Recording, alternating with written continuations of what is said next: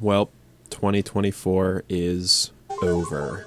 Overall, my year had its ups and downs. I'd say I was productive creatively, but not as productive as 2023.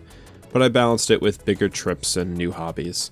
Early in the year, I went to Japan, which was super cool, a long time coming kind of trip. And a lot of my time this year was preoccupied with my new obsession, the One Piece TCG, which has been super fulfilling. It's brought me to meeting new friends and probably making equal part enemies due to the fact that I mainly play Nami. But of course, like all years of my life, I consumed a fair share of media TM. The last few years, my yearly roundup videos were simply me listing off basically everything in my media thread on Twitter, which was fine, but I wanted to do something a little differently this year. I wanted to specifically highlight some really cool pieces of media I consumed, experiences that really stuck with me. A lot of these games, movies, shows, I was nearly gonna make a video about, but didn't have the time or energy. So this will kind of be a good way to give you a little mini video essay on each of these. What a steal. We're going to get all of our food from the dungeon.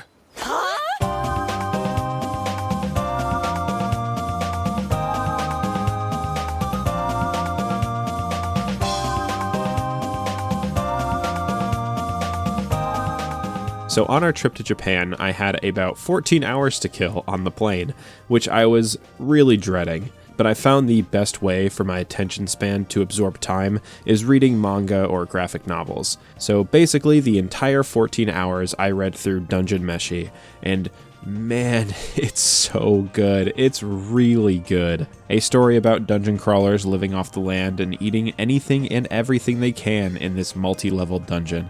It is a really fun idea on its own, but Ryoko Kui added so much depth to this series, it's insane. I remember reading it back in like 2017 when it was still pretty young and thought it was fun, but I assumed it would be this simple recipe of the week affair, a real simple story of them having some goofs in this fantasy dungeon. I was so wrong. This story is loaded to the brim with world building and intrigue from all angles. The overarching theme is so genuinely unique, like something that is so integral to the human experience but isn't explored much in media. It's incredible. One of my all-time favorite manga series now. And while Trigger's anime adaptation is amazing in its own right, Ryoko Kui's artistic skills are kind of ridiculous and really fun to gawk at in a manga. It's neat to see her style and attention to detail only get better and better as the series goes on as well. By the end, there are some seriously gorgeous pages. It's crazy. Dungeon Meshi is a full course meal of a manga.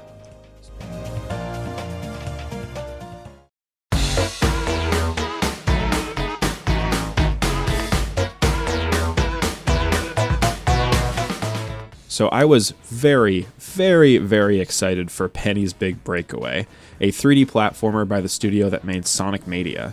That description had me drooling, and lo and behold, it's unbelievably good.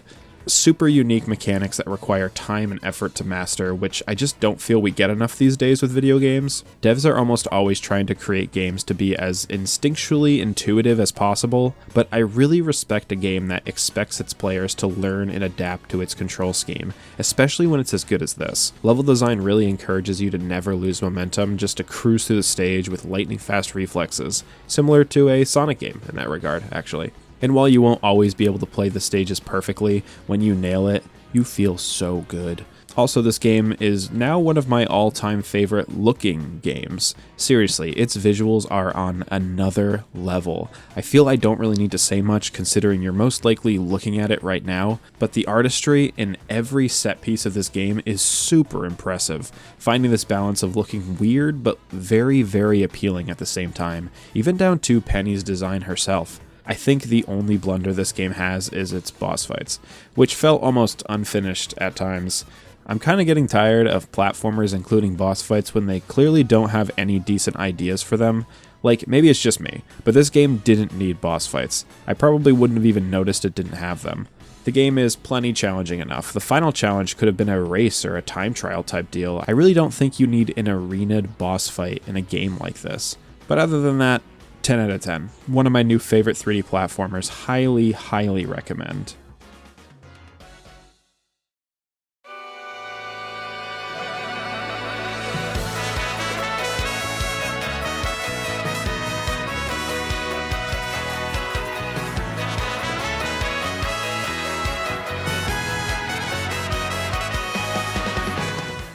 So right before this game came out, I made a big old video essay about Thousand Year Door and how much it means to me, and how excited I was for the remake. And I never really made a follow-up on that, huh?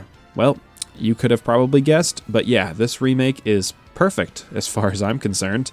I think my biggest worry with a remake of a game like Thousand Year Door would be Nintendo kind of trying to fix things they see as quote-unquote problems. They really screwed up Majora's Mask's remake because of this mindset. There are so many little things that make Thousand Year Door, that I could see Nintendo seeing it as outdated or less intuitive to new players, but to my surprise, almost nothing was changed in that regard. Some quality of life improvements, sure, but nothing fundamentally changing the pacing or challenge of the game. I think the only change that could be argued in that regard is the retry option after losing a fight. It kind of discourages saving often and really ruins the challenge of the Pit of 100 Trials. But there are so many timelines where this remake was a disaster, and I'm just so happy and kind of blown away that it was as no bullshit as it was. The facelift, the visuals, and music received are both so skillfully done. A lot of minute details that they made sure they nailed, vibes and aesthetics that they made sure they kept. It's just a remake that really respects its source material. And when its source material is as personally important to me as Thousand Year Door, it almost brings a tear to my damn eye.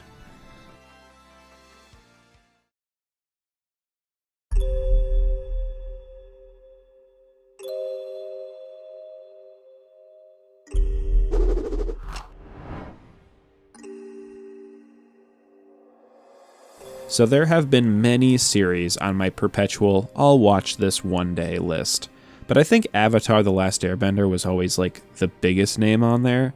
I had been told by every human being and their mothers that I need to watch this, and it was insane that I hadn't yet. And guess what? I fucking did this year. And also guess what?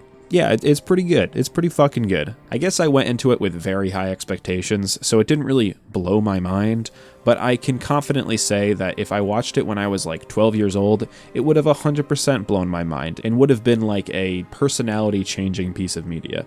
Just a really solid show. Almost no episode is wasted, and its characters have such great character arcs. The world is really well established and has a lot of artistry to its design. You can tell everybody working on this show is putting their all into it. I think I really only had one glaring problem, and it was with some of the character arc payoffs, mostly with Katara's. But other than that, it's pretty spotless. You can really tell the cultural impact this series had to animation as a whole, so I'm really glad I finally watched it. Felt like homework I was putting off for way too long. And for anyone wondering, no, I have not watched Korra yet, and I don't really want to. I don't really have an itch for more of this world. I felt pretty satisfied with what Avatar gave me.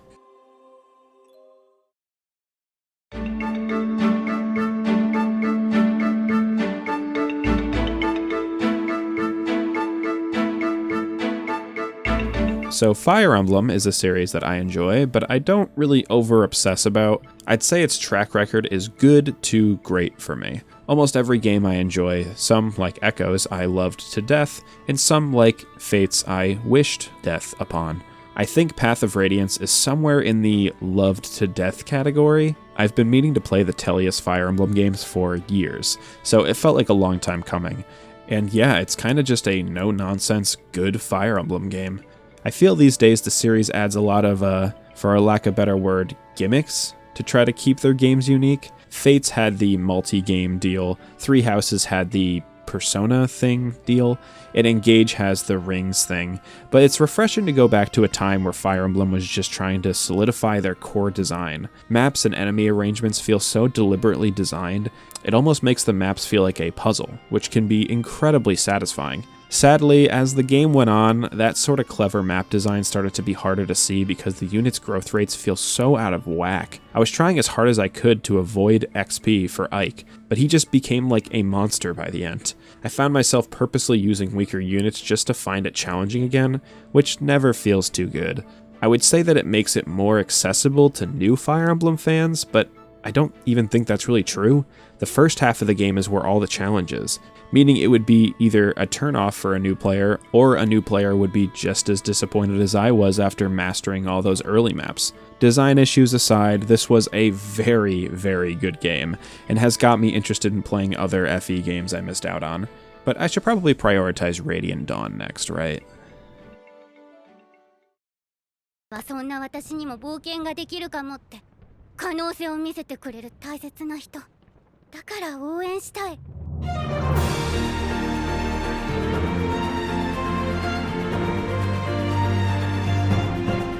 In my 2023 video, I spent a lot of time gushing about One Piece, as it was probably the piece of media that occupied my brain the most that year. And with the card game and the weekly updates, it wasn't much different in 2024. One Piece means a lot to me now. It's such a huge series, how would I even begin to explain my love for this thing? Oh, yeah, One Piece fan letter. This special, directed by the legendary Megumi Ishitani, is just so powerful. Everything about this special encompasses the themes and meaning behind One Piece and why it exists at all, what One Piece has done for so many people, how it's inspired us, opened our worlds up, kept us believing and moving forward, and it's also beautifully produced. The animation is so expressive and fun, the music is so appropriately powerful. It's basically perfect. I've watched it like a dozen times, and almost every time I can feel myself choking up by the end. This is an episode that is made to connect with its fans of One Piece, the people who this series has touched emotionally, a true fan letter. Also, it's mainly about Nami, and I love Nami a whole lot.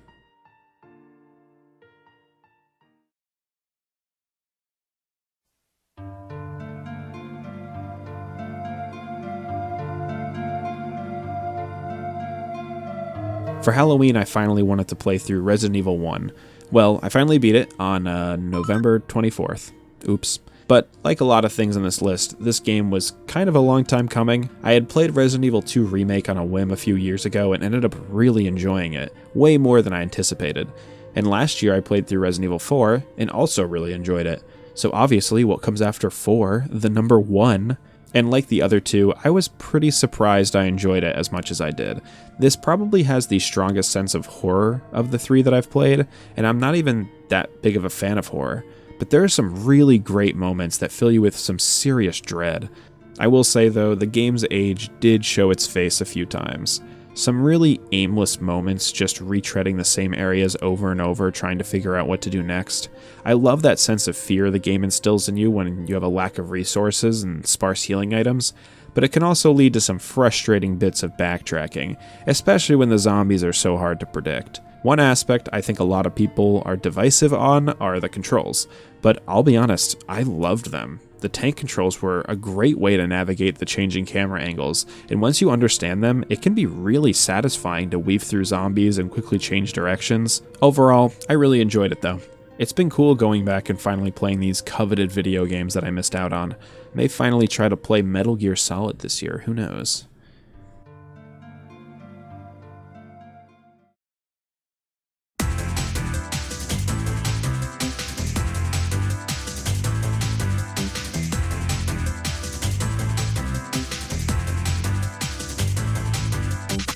So the last game I want to highlight is kind of a 2-for-1 deal. Sort of on a whim, I had an urge to play through the original Ape Escape. It's a game I have a lot of fondness for, but didn't really grow up with. I played it on and off, but never really got too far. I'm much more familiar with its sequels. But I was determined to see how all of its ideas were handled in that first game. And wow, this game is insanely good. A really intuitive and cool 3D platformer that is so focused on what it wanted to be. Its use of both analog sticks feels great, and the platforming is pretty dang fun. It's a little stiff compared to something like Mario 64, but it feels it was designed around it. The pacing is excellent, and catching all the monkeys in each stage is a ton of fun. And the reward for getting all of the monkeys is a true ending that honestly kind of blew my mind. The final boss is one of my favorites in any 3D platformer now. It was so immensely satisfying, like god damn, such a cool game. So naturally, I went to play Ape Escape 2, which I had a lot of fond memories of, and I'll be honest, I kind of had the opposite feeling. This game really disappointed me. It's a lot of the ideas the first game had, just not done as well, and any new idea the game did have was pretty lame. The new gadgets don't add too much, and the level themes are really boring. It's sort of just like a sauceless version of Ape Escape 1 in a lot of ways. Even the music, they didn't get Terada back, so it's just worse? I don't know. I'm pretty hopeful for 3, but the first game is a pretty tall bar to pass. So yeah, those were some cool things I played / read / watched / whatever in 2024. With how much time my creative hobbies steal from me and my fluctuating motivations when it comes to this stuff, it's becoming more rare that I'm able to really sit down and indulge in these pieces of media like these. But when I do, I'm always glad I did, even if I don't end up loving it. Let me know what your favorite things were in 2024. Did you play anything cool? Like Ape Escape, perhaps? And if you have any plans for media to consume in 2025, also let me know. The only game I know of for certain right now is I'm going to be playing Ape Escape 3, but I'm sure there will be others. I'm sure you'll see a similar video next year too. I hope everyone has a good New Year's, and I'll see you in 2025, even though it'll probably be 2025 when I'm uploading this. I'm writing this on New Year's Eve. What am I saying? This will definitely be uploaded in 2025. Okay, whatever. Bye.